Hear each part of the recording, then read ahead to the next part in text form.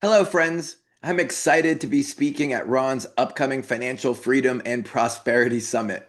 I'll be discussing how investors are building portfolios of business credit cards with high limits totaling up to and over $250,000, and how to use a credit card to buy a house. Yes, you heard that right. How can you fund an escrow account directly using a credit card? Or how can you pay a vendor or a company that doesn't accept credit cards? It's actually pretty easy.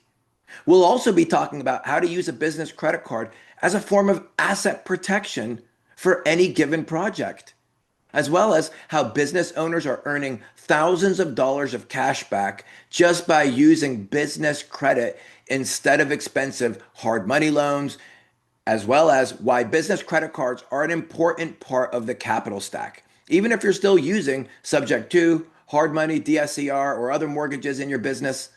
So I'll be showing you real client results and how much funding they've received, along with how the funding has helped their business. Friends, I'm really looking forward to seeing everyone at the upcoming summit. Thank you for registering, and I'll see you there.